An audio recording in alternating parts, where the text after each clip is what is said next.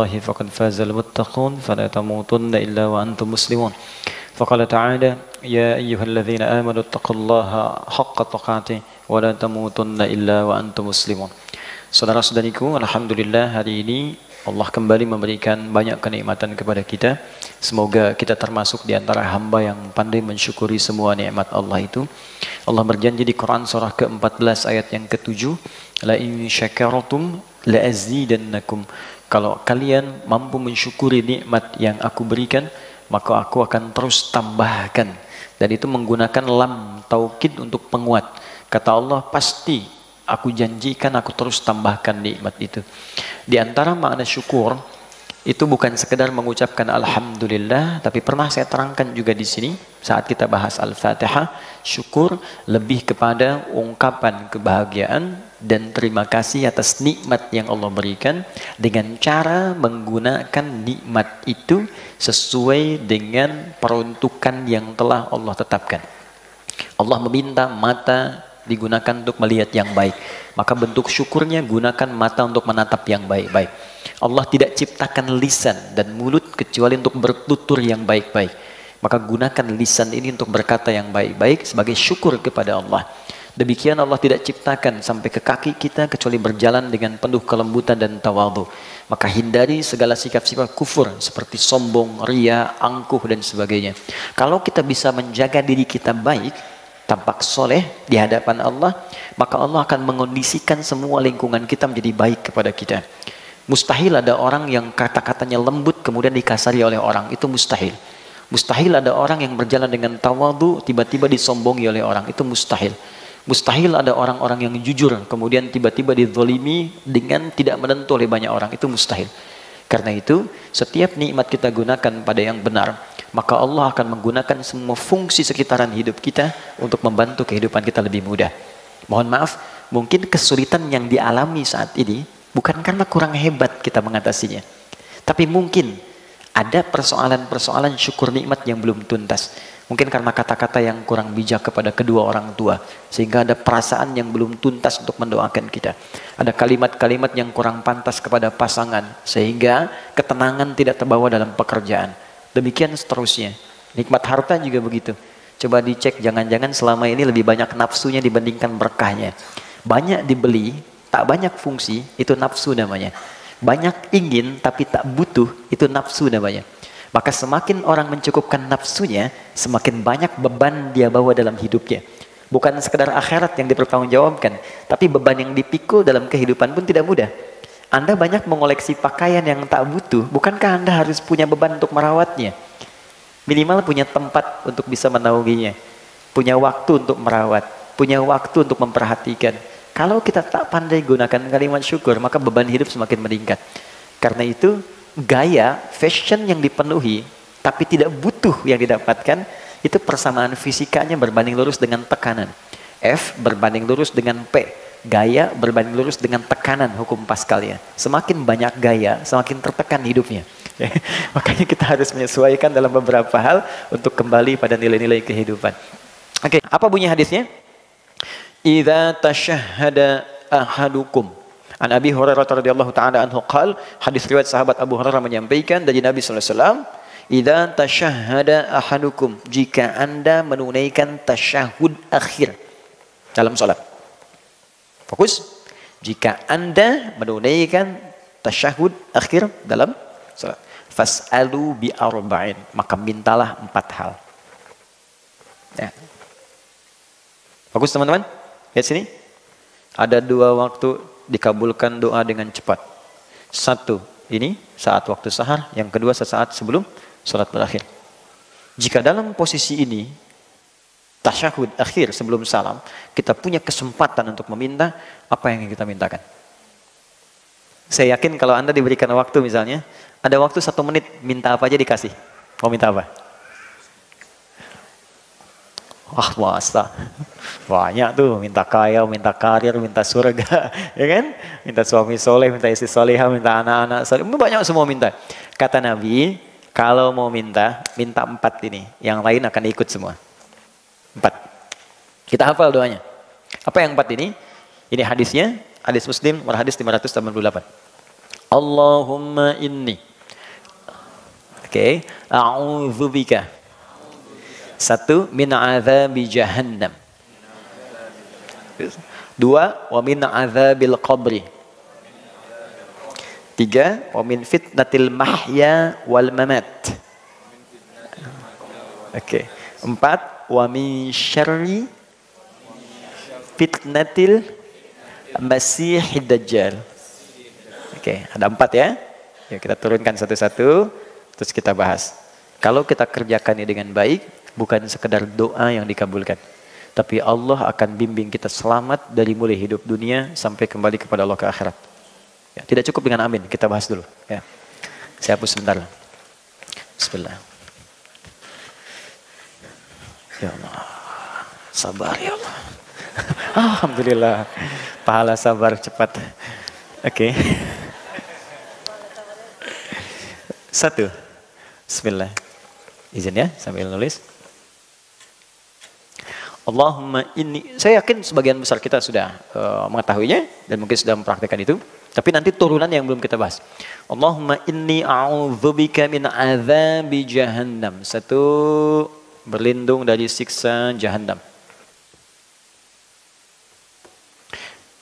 Satu, berlindung dari siksa neraka jahannam. Nanti saya bahas neraka jahannam itu apa supaya tahu betul. Ya. Dua, wa min adzabil qabri. Dari siksa kubur. Siksa kubur. Nanti saya juga sedikit banyak kalau ada waktunya masih ada kita bahas di alam kubur itu seperti apa. Ya, dari keterangan yang Allah sampaikan karena Allah yang Maha tahu. Kita kan belum tahu, kalau pengen tahu ya cepat aja ke kuburan. Tiga. Wa min fitnatil mahya wal mamat. Ini yang kita butuhkan sekarang. Jadi kalau kita berlindung menyebut ini, wah, hoax, bulian, caci makian, gak akan ngaruh ke kita. Hilang, lewat semua. Ya. Fitnatil mahya, fitnatil mahya wal mamat. Fitnah semasa hidup juga saat wafat. Duh, kasihan banget nih, hidup di fitnah, wafat di fitnah juga. Oke, terakhir 4. Wa min syarri fitnatil masihid dajjal. Ini yang paling buruk. Dan ini ujian keimanan yang paling dahsyat. Ya.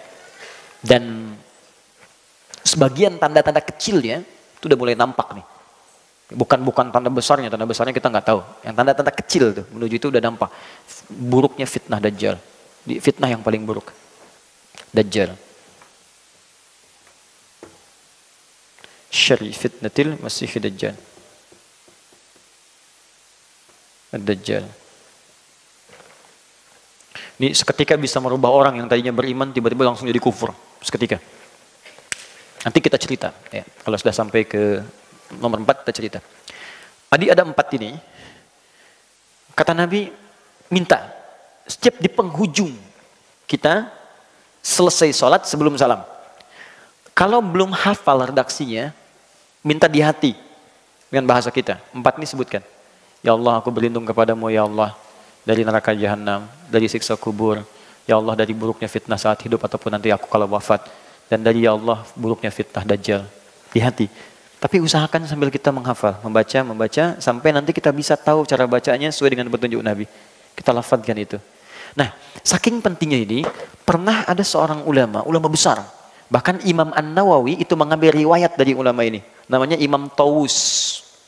Imam Tawus ini punya anak. Anaknya sholat. Setelah selesai sholat, tanya bapaknya, kamu baca doa ini enggak tadi? Yang bapaknya sampaikan hadis dari Nabi. Kata anaknya, la. Aqra'ta fi shalatik, kamu baca ini enggak? La, tidak. Kata bapaknya, ain shalatak, kamu sholat lagi. Saking pentingnya doa ini, disuruh sholat lagi oleh bapaknya. Ya, diminta sholat lagi, saking pentingnya. Jadi ada perhatian orang tua yang sangat dalam. Orang tua pengen anaknya selamat dari fitnah. Orang tua pengen anaknya jadi soleh. Orang tua mana yang tidak ingin anaknya hidup bahagia? Orang tua mana yang tidak ingin anaknya tidak soleh? Karena itu ketika tidak membaca ini, kata bapaknya, ulangi lagi sholatnya sampai kamu selesaikan doa ini. Oke, 1, kenapa penting kita membaca ini? Ya Allah, bebaskan saya dari neraka jahanam di kemudian hari saat pulang. Kita orang beriman, iman itu artinya yakin tanpa ragu. Jadi kalau setiap yang Allah berikan, yakin dulu. Walaupun belum paham, yakini dulu. Nanti dengan keyakinan itu, hikmah akan datang. Awas, jangan selalu mengandalkan logika ya. Karena kita ini manusia, punya keterbatasan. Di semua hal yang Allah tanamkan dalam manusia, itu punya batas. Contoh, mata punya batasan. Yang kita lihat besar sekarang, menjauh jadi kecil, bahkan hilang. Artinya, mata terbatas. Telinga punya keterbatasan. Sekian hertz dari bunyi, belum tentu bisa kita dengar. Semakin menjauh, semakin hilang bunyinya. Baik, pikiran punya keterbatasan. Yang tak masuk ke pikiran kita, nggak bisa kita cerna. Jadi kalau mata punya keterbatasan, maaf, telinga punya keterbatasan, kenapa akal tidak ingin punya batas? Pasti terbatas. Karena itu Allah berikan jalan. Iman dulu, nanti kalau sudah iman, hati dilembutkan, hikmah datang. Kalau hikmah sudah datang, akal akan mengikuti dan langsung paham seketika. Jelas? Karena itu, kalau berbicara tentang yang goib, goib itu nggak tampak di depan kita. Kalau nggak tampak, akal nggak masuk. Karena akal itu hanya bisa kemudian memformulasikan yang tertangkap oleh indera. Yang kelihatan dicerna akal, yang terdengar dicerna akal, kan? Yang terasakan dicerna akal. Ini sekarang nggak nampak, nggak terasa sekarang. Bagaimana bisa dicerna akal? Karena itu yang dituntut iman. Di antara perkara iman itu ada kehidupan setelah kematian. Kita yakin itu. Karena kita yakin, maka mesti siap-siap. Gini logikanya. Teman-teman kesini kan mesti ada persiapan. Nggak semua orang tinggal di Bintaro. Ada yang di Jakarta, saya dari Bekasi. Mustahil kesini kalau nggak ada bekal. Mesti ada kendaraan, ada bekalnya, ada macam-macam. Ini baru ke Bintaro. Sekarang kalau Anda ingin keluar kota lebih jauh lagi, antar provinsi. Anda keluar negeri butuh visa, butuh paspor. Ongkosnya tidak sedikit. Itu masih di dunia, level dunia. Sekarang Anda ingin keluar dunia, orang mau ke bulan aja bayarnya udah berapa sekarang? Itu baru nyampe bulan, Anda pengen ke surga. Firdaus lagi bersama Nabi. Ongkosnya mana? Bekalnya apa? Maka Allah turunkan amalan-amalan. Sama persis ketika itu tidak ada, maka jangan berharap Anda bisa datang ke sini. Jangan berharap Anda bisa ke bulan. Jangan berharap Anda bisa jalan, bisa haji, bisa umrah dan sebagainya. Maka kata Allah, jika orang pun pulang tak punya persiapan, dia gak bisa ke surga. Tempatnya kemana? Hanya ada 2 tempat. Satu ya neraka.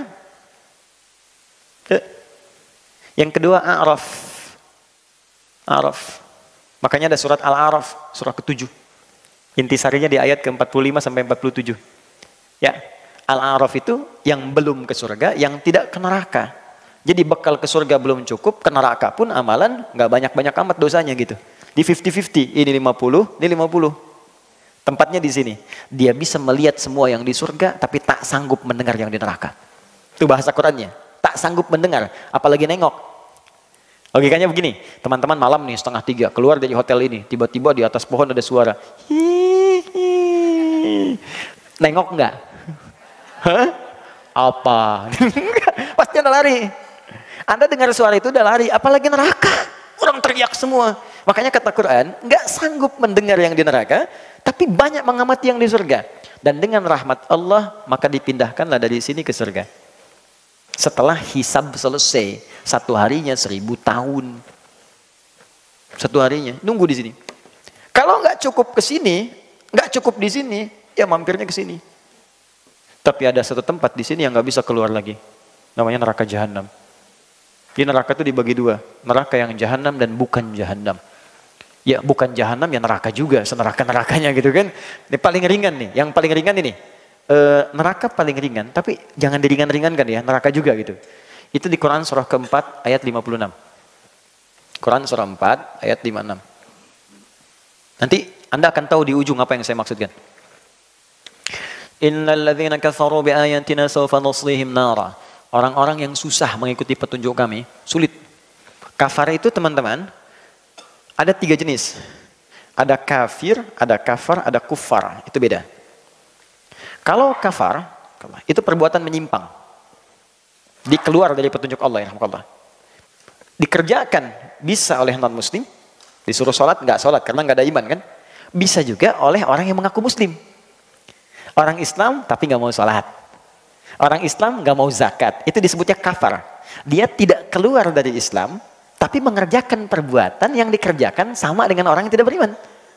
Dia mengatakan beriman tapi nggak mau sholat. Orang nggak beriman kan nggak sholat.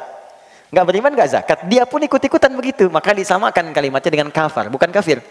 Jadi dia tidak keluar dari Islam, tapi mengerjakan perbuatan maksiat yang selevel dengan pelanggaran yang belum beriman.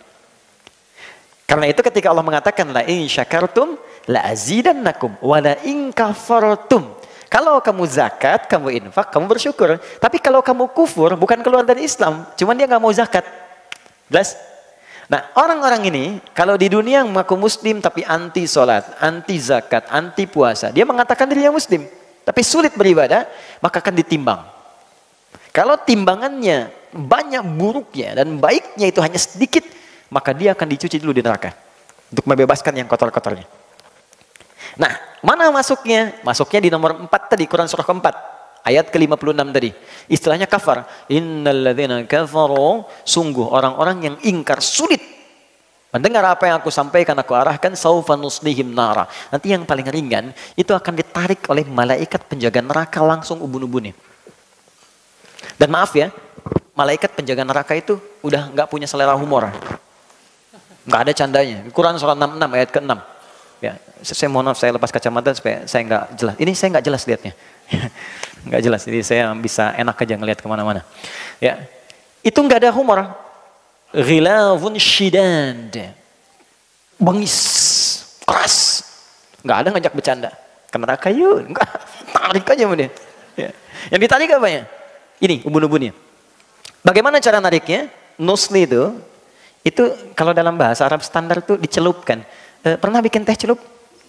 Ini kan? Masukkan, angkat, masukkan, angkat ya. Nanti ada malaikat yang tugasnya angkat celup, angkat celup, angkat celup, angkat. Itu sekali celup. Kullama nadijat juluduhum baddalnahum juludan ghairaha liyadzuqul adab. Sekali dicelupkan, itu hancur semua tubuhnya plus kulit-kulitnya. Diangkat sembuh lagi supaya merasakan azab yang baru. Setiap dimasukkan sehari sama dengan 1000 tahun rasanya. Jadi kalau ada yang masuk 1 detik saja, itu sama dengan 48 hari rasanya. Alhamdulillah. 1 detik sama dengan 48 hari. Itu neraka biasa. Sekarang neraka jahanam. Jahanam itu, maaf ya, saya kembali ke yang biasa dulu. Tapi kalau dia ada di sini dan ada iman dalam jiwanya, itu dihapuskan dulu, semua kotorannya dicuci. Di hadis Al-Bukhari disebutkan, baru kalau sudah selesai dipindahkan ke surga. Tapi jangan coba-coba, karena dahsyatnya luar biasa. Tapi kalau neraka jahanam, dia nggak bisa keluar. Dan tempatnya di paling dasar neraka. Yang tadi saya sebutkan Quran surah 4 ayat 56 itu paling atas neraka. Yang ini paling dasar. Tadi saya barusan baca hadis di perjalanan. Ada Nabi sedang ngobrol dengan sahabat, tiba-tiba datang bunyi, bus, jatuh. Kalau kita meteor lah sekarang jatuh. Kata Nabi, tahu nggak kalian bunyi apa itu? Sahabat jawab, Allah wa Rasuluhu a'lam. Kata Nabi, ini Nabi ngasih ungkapan. Ya, ngasih ungkapan, itu semisal batu yang dijatuhkan ke neraka jahanam. Ke dasarnya untuk melempari ahli neraka jahanam. Perhatikan, batu itu dijatuhkan 70 tahun lalu, baru nyampe sekarang. Artinya, jarak dari atas neraka sampai ke neraka jahanam itu 70 tahun. Saking dangkalnya di atas di bawah ini. Kerak yang paling bawah itu.